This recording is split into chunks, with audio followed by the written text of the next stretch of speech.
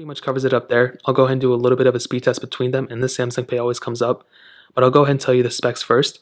The Samsung Galaxy S20 FE has a Qualcomm Snapdragon 865 chipset, an octa-core CPU, and 6 gigs of RAM on the base model and 8 gigs of RAM on the upper tier models. This specific model has 6 gigs of RAM, where the iPhone 11 has the Apple A13 Bionic chip, hex-core CPU, and 4 gigs of RAM on all the models. So let's go and see how both of these compare in terms of the speed. Now that we're back, let me go and clear out all the apps in the background, and I hope they're all clear. So on the iPhone, it's a little much harder, obviously. So as you can see, all the apps are cleared. So let's go and start loading these up. We can do their app stores. 3, 2, 1. And you can see S20 FE was actually super fast. And the iPhone 11 had some issues with, so again, it loaded up eventually later. So that was kind of annoying. We can do phone calls. 3, 2, 1. It was like a little bit slower, I would say, on the iPhone 11, but still about the same. We can do their cameras. 3, 2, 1. And they both were kind of the same. I think maybe the S20 FE. I think maybe the S20 FE was a little bit faster, but they were both very close at the end of the day. Now, like I said before, I have a bunch of these third-party apps we can get into. You can do Snapchat. 3, 2, 1. S20 FE definitely faster there, but I was logged into here, so that's another kind of thing to keep in mind. We can do BOFA. 3, 2, 1. A little bit of a glitch here, but it opened it up faster than the iPhone 11 still. This one did take a minute to open up, so keep that in mind. We can do Fruit Ninja. 3, 2, 1. And again, another thing that I pointed out earlier, the iPhone 11 and iPhones in general do a much better job at kind of smoothing the transitions. It's much smoother. Whereas on the Galaxy S20, it was a little glitchy. I think this one was able to open it up faster still, but that was very interesting. They always kind of glitch up a little bit, which is okay, but it can be annoying sometimes. Do Temple Run 2, 3, 2, 1. And another thing, as you guys saw, the screen is a little bit too sensitive on Samsung's.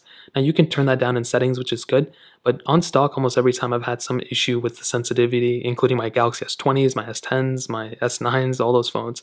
The Galaxy S20 FE was the faster one there. Getting into some gameplay, I think they're going to be about the same, to be honest, but I guess we'll see what happens. And it's a very basic game, so I'm very sure we're not going to see any difference. You can do Snake versus Blocks. 3, 2, 1. And as you can see, S20 FE, definitely the faster one there. Getting into some gameplay, I'm pretty sure, I don't know why the screen is not working. Okay, that was very weird on the S20 FE, but iPhone 11 seemed to be working fine, but the S20 FE was the faster one for sure. We do Twitter. 3, 2, 1. FE faster, 11 a little bit slower. We do Stack. 3, 2, 1. And there are sometimes ads that come up, and the ad was faster to come up on the iPhone 11. The S20 FE was a little bit slower to open that ad, but it seemed like it was faster to open that initial app, which was very weird. It was kind of like a weird transition. Facebook. 3, 2, 1.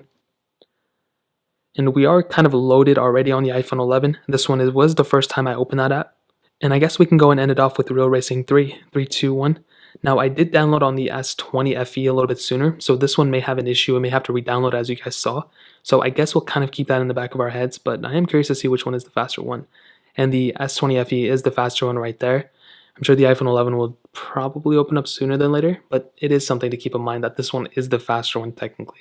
I don't know if this game is more optimized on Androids though, because every time I've opened it up on an Android, it seemed to be faster. As you can see, the iPhone 11 eventually gets into it. So like I said before, and as I said with the SE2, these things have the same chipset. The SE2 and the iPhone 11, not these two phones. But I think the iPhone 11 is the smoother phone still, but I feel like the Galaxy S20 FE is the faster phone. If you're trying to get the most amount of speed and you don't care about smoothness and the transitions and all that, then the S20 FE is for you. But I still think the iPhone 11 is a smoother device at the end of the day. So in terms of that, that pretty much covers it up. Now let's go and hit on the cameras.